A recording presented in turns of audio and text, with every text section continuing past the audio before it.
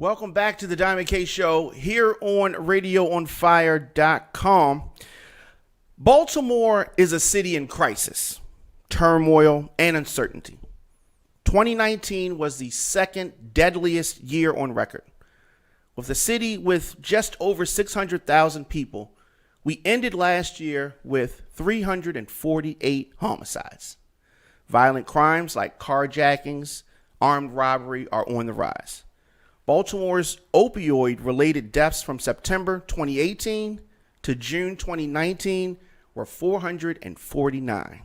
That is 42% of the state's total.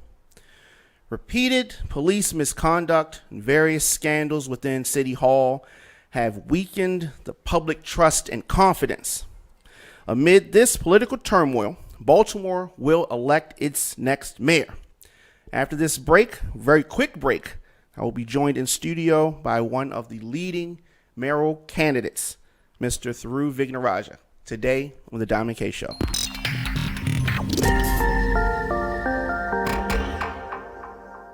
Welcome back to the Diamond K Show.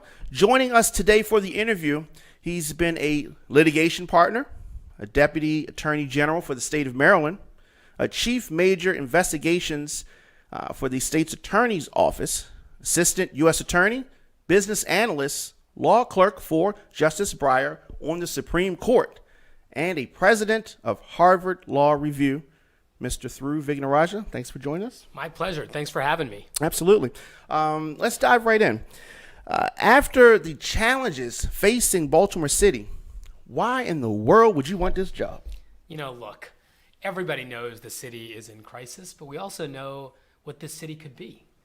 We have so many great things happening here. We have this rich history. We have this diverse population. We have people that are fighting in all of our communities every day to make this city a better place.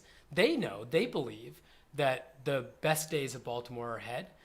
Its leaders need to lead the way to make it happen. This may very well be the hardest job in America, but I don't know that there's a job I want more. Yeah, it's a tough job, like you said. And I think that we can agree that accountability of our elected officials is something that's high on the list of voters. Yeah. How exactly would a Thiru Vignarajah administration show transparency to the citizens? You know, one of the first things we did when we announced was we said we would, by example, usher in an unprecedented era of transparency and accountability. On April 10th, we announced our campaign. On April 15th, I filed my taxes. On April 16th, I released 5 years of tax returns to the public.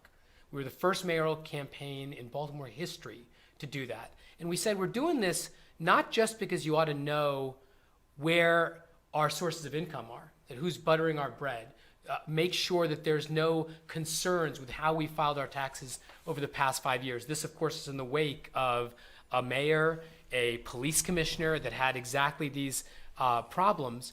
It was also to signal that we're going to do things differently. We're going to set a different tone and a different example from the very, very top.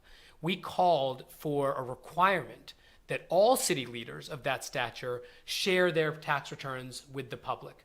Because right now, and you said it in your introduction, trust in government is at an all-time low. Yeah.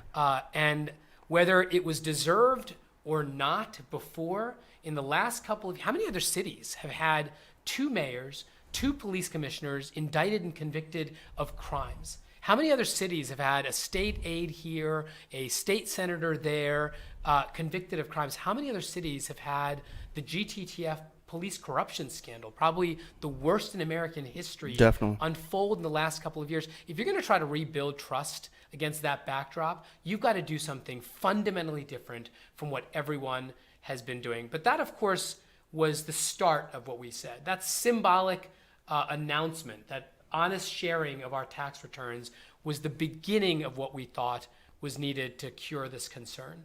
We've also pledged that we would do a independent audit of every city agency top to bottom, so we know how the money is being spent and how it's being misspent. We haven't done something like that comprehensively across the city since the early 80s. Yeah. And so that too, I think, interferes with people's ability to trust government. Nobody knows where the money is being spent. And then the last thing that we're going to do is we're going to put in place safeguards. So there are early warning systems for the abuses that have plagued and defined too many of these agencies. You know, the GTTF officers, they collected over $1 million in overtime. Over $1 million in overtime during the course of their conspiracy. And I always say, before you learn how to forge a statement of probable cause, before you learn how to plant a gun, you get comfortable committing overtime fraud. It's the easy thing. And those 8 officers, they weren't collecting $2,000, $3,000 of overtime. They were collecting all of a sudden $10, $20, $30, $40, $60, $80,000 of overtime in a single year. It was staring at us in our face, and we did nothing about it. So what have we pledged to do? We've pledged that every police officer who collects more than $10,000 of overtime in a given year is going to be subject to an automatic audit. There may be very good reasons why you're collecting that much time in overtime, and we're just going to ask you to confirm it. But we want to make sure that there is a culture supported by policies that say the kind of abuses and fraud of the past will not be tolerated, not on my watch. That's good. That's good. In November, you talked about ending the bloodshed, and you released your plan to cut murders in Baltimore in half. Can you expand on that a bit? Yeah. You know, when I was a prosecutor in Baltimore City, we had murders below 200. It's down to 196. And we were doing it not by arresting everybody on every corner. We were doing it with fewer and fewer arrests. Over the preceding few years, you saw the number of arrests coming down. You saw the number of young black men incarcerated for petty offenses coming down.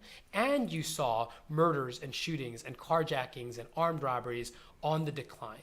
We were building a durable, sustainable strategy that was not only making the city more safe, it was making the city more just. What we have pledged to do is to bring murders down dramatically and rapidly without mass incarceration, without zero tolerance, without cash bail, without mandatory minimums, but instead relying on the strategies that other cities have used, that we have used during that phase, and expanding upon them. We actually laid out 20 specific things that Baltimore has never done that I'm pledging to do on day one. And the reason we framed it that way is because, you know, honestly, so many candidates say the same things. We all agree we have to focus on violent repeat offenders. We all agree we have to focus on gangs and gun violence. We all agree we have to invest in our schools and have to create jobs and opportunities. We all agree about that. There's consensus on that. But what are the next 150 words? What are the next 1,500 words of how you get from those sound bites and aspirations to actually getting the job done? And in our 26-page comprehensive crime plan, we lay out one strategy after another that provides the level of detail that should inspire confidence in the citizens and voters of Baltimore. It's not just wiretaps. It's 12 simultaneous wiretaps in the deadliest neighborhoods in Baltimore. It's not just prosecuting burglaries. It's clearing the burglary crime scene backlog and going after killers using burglary cases. It's not just cameras in the CCTV, on the corners or ring cameras on the houses. It's a $100 rebate for commercial and residential property owners that get these cameras and register them with the police department. It's not just recruiting more police. It's a college cadet program that we can use to get a more local, more diverse, more professional police force. Those kinds of details are absent in everybody else's plans. They are the centerpiece of ours. What is, and I know it's not a one solution thing, but the biggest problem facing Baltimore City schools, you think that it is the accountability piece? Like what's going on there? Yeah. You know, if you were trying to boil it down to one problem, I think it is this culture of low expectations that we have allowed to persist and define the school system in Baltimore. You know, my mom and dad are retired city school teachers. My mom taught at Poly. She finished her career many years later at Morgan State. My father taught at Edmondson and Douglas and Southern and Western. And so many of the challenges that we see in our school system today, they've been there before. But that means people have been watching and witnessing a national tragedy unfold in our school That is system true. and have done nothing about it. When we think about what we have to do in the schools, it's not incremental stuff, it's fundamental stuff. We have pledged early on in the campaign to guarantee universal pre-K for every 3 and 4-year-old in every corner of Baltimore City, free. We've guaranteed that every graduate of a Baltimore City public high school will have free access to college, whether it's a community college or a trade school, a public or a private university, anywhere in the state of Maryland. If you want to go and you graduate from a city public high school, whether it's Dunbar or Douglas or City or Poly, we will make sure that you have no debt when you start or end that process. Where would funding come from for that? It turns out it's not that expensive, but I want to take a step back before I explain how we pay for that. When we see priorities like a bigger police department, nobody says, where's the money going to come from? We find the money. We budgeted $12 million for overtime a couple years ago. We spent $50 million in overtime. The next year, we budgeted $20 million in overtime. We spent $50 million in overtime. Nobody said, where did the $35 million come from when we had to pay the overtime bill? When the cyber attack happened and we dished out tens of millions of dollars to patch up something that could have been avoided, nobody said, where did the money come from? It came from the Recs and Parks budget. True. But nobody was asking those questions. But for some reason, when it comes to universal pre-K or free college, all of a sudden everybody is focused on the bill. Well, it's a fair question, and I want to answer it. But I just want to note that question doesn't get asked in the context of things that don't involve our children. Military too. Yeah, that's exactly right. Yeah. But my job is not to just point out that philosophical problem. It's actually to make sure I answer your question too. It turns out, as I mentioned before, it's not that expensive. Community colleges are already free. Trade schools are incredibly inexpensive. They are very, very inexpensive. Our public universities have some of the best in-state tuition for Maryland residents in the country. Even if you graduate from College Park, the most expensive one, after 4 years, your average student debt is $27,000 and change. That means we're talking about $7,000 a year per person to go to College Park. And our private institutions, Loyola, Goucher, Johns Hopkins, they give a huge amount of need-based aid, and so many of these kids have need. There were 12 students that went from local public high schools to Hopkins, and virtually every single one of them got a full ride. So let's take that $7,000 number. That's actually one of the largest numbers for College Park. Let's round it up to $10,000. Okay, $10,000 per person per year. Well, here's the real tragedy. We only graduate 4,000 kids from our Baltimore City public high schools, and only 1,000 of them right now even start higher education. So 1,000 students times $10,000, it's $10 million. Even if it doubled, it's $20 million. Yeah, because if the opportunity is there, then more potentially could. I sure hope so. Yeah, I sure hope we have that problem. And even if that problem doubled, we'd be talking about $20 million a year, half the police overtime budget, to tell the world that Baltimore is the first city in America that guarantees every graduate of Baltimore City Public High School free college education at any place in the state of Maryland. That would be a triumphant victory for our city and for our kids. That would be groundbreaking. That would be. Let me ask you this. You mentioned the cyber attack. Yeah. And for people that are watching that may not know what we're talking about, last year our city's infrastructure was attacked. Some hackers demanded $76K for that. How would you have handled that? Would you have paid the ransom? What would you have done? Yeah.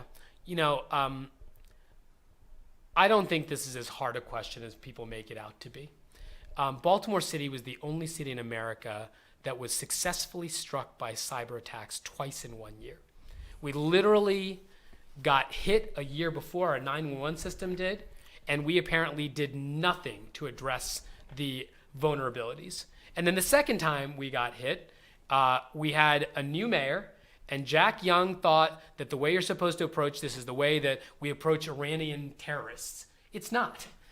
This is part of the cost of doing business. You ask any corporation that gets hit by a cyber attack, they are expected to pay a small amount of money. They pay it at lunchtime, and they're back up in line by dinner.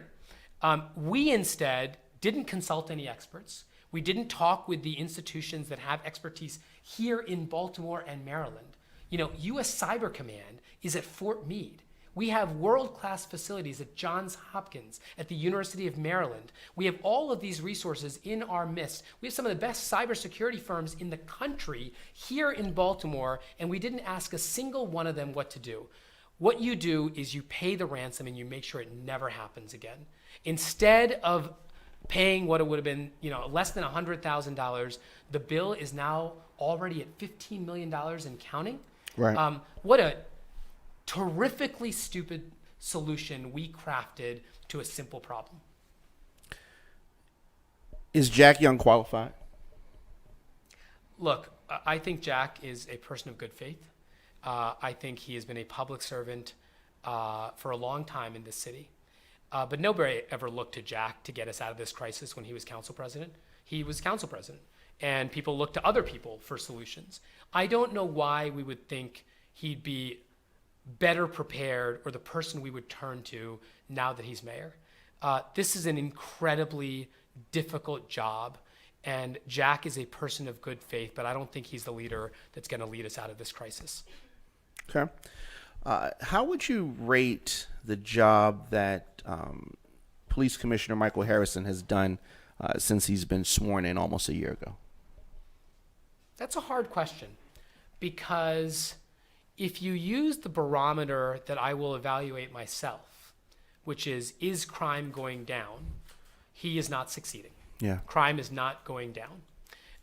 It's going right? up. It's going up. That's exactly right. The problem is that Commissioner Harrison is, I think, a quarterback without a team.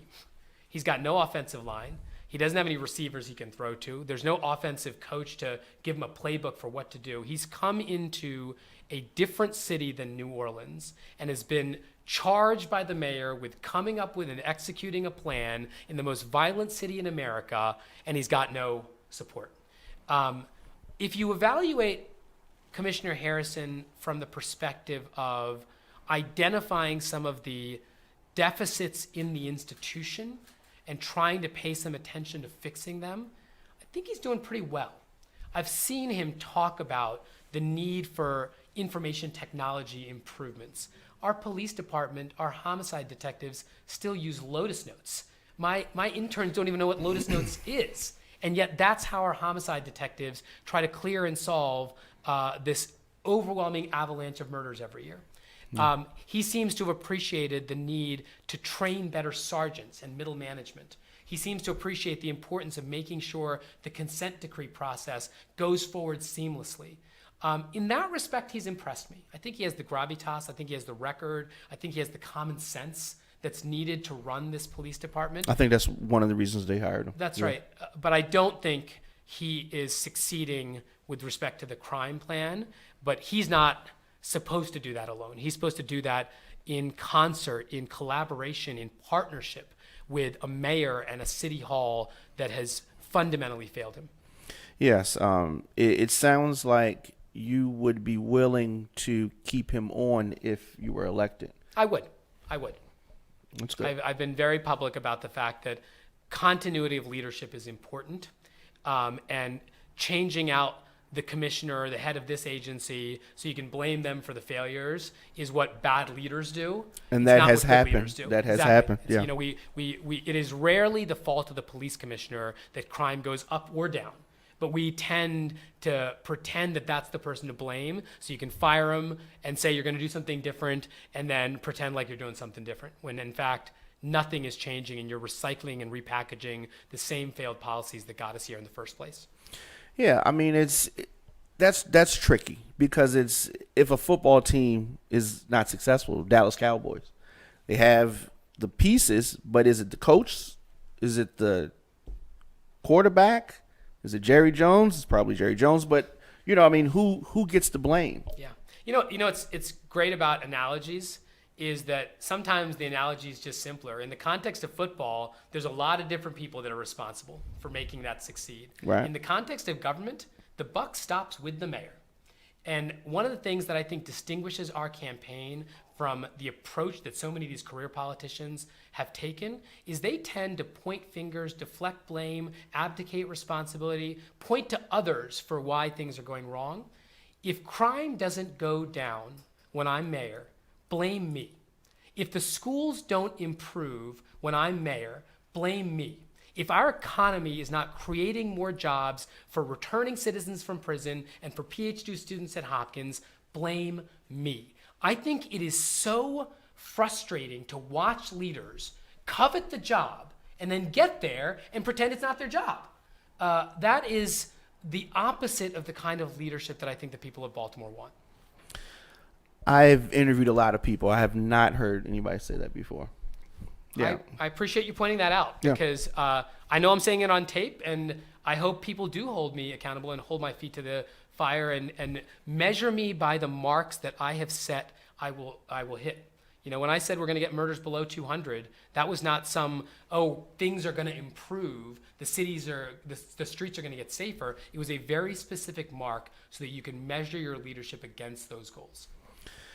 What are your thoughts on the surveillance plane? It's been controversial to some.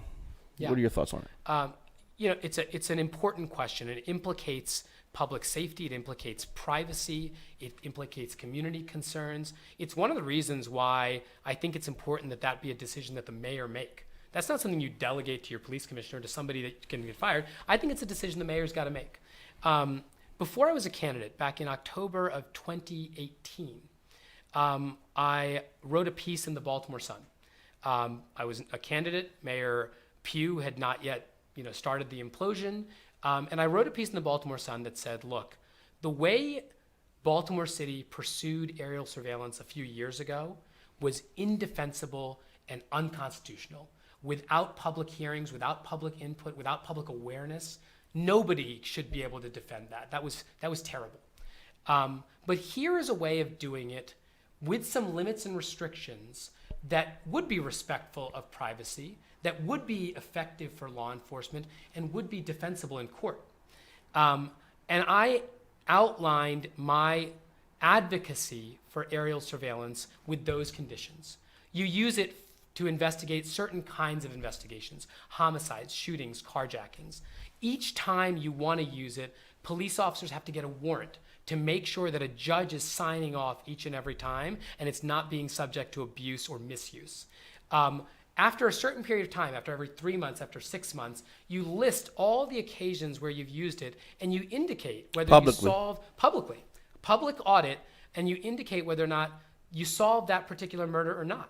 Because that's the only way we can assess whether the fiscal concerns, the privacy concerns are worth it. I have called for a public oversight board composed of members of the community to make sure that we're doing it right. But we can't just say, because it was done so indefensibly and so terribly last time, that we're never going to look at it again. This is a potent tool, in my judgment, based on my time as a prosecutor, that could help law enforcement, that could help prosecutors significantly in solving and prosecuting murders, shootings, and carjackings.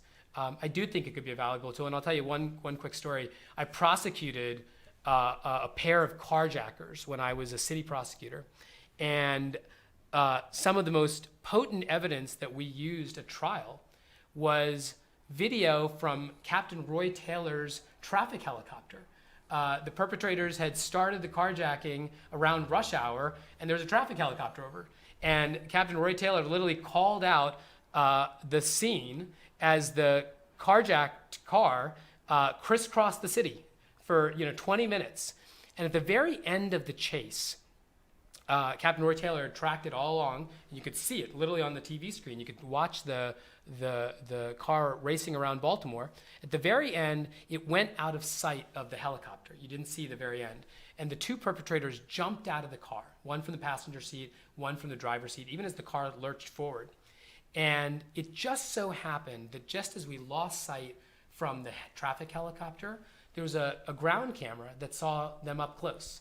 and you literally saw one of them stumble immediately because it's actually hard to jump out of a moving car. The other one actually spun around and got 100 yards away before he was apprehended. But the combination of the ground camera footage and the helicopter footage was what the jury needed to see. The before, the middle, and the after of that crime to get the conviction. In order to be confident that they could deliver a conviction. That's exactly right. Yeah. That and that's almost a perfect scenario. But scenarios like that, I mean, I've always said that if you can just solve one, then it would be worth it to me. So I like this quote of yours, and it says that crime and corruption have persisted too long. Enough is enough. Together we can build a Baltimore we can believe in. How long would that take? This story is ripe to be told, and it has to be told quickly, because the narrative of Baltimore, this perception that we are the most violent city in America, it can be extinguished as quickly as it was started. After 9 months in office, I intend to be able to go to the local and national press and say, look, for 5 years, you have written headlines about how we are the deadliest, most dangerous, most lethal city in America. That was fair and accurate reporting back then, but it isn't true today. And you owe us one.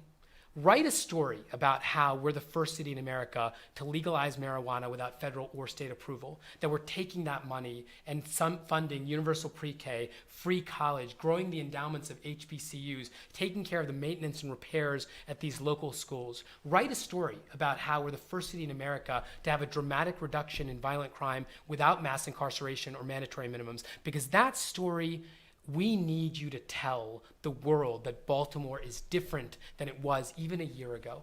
And once that story catches hold, we get to tell it over and over and over again.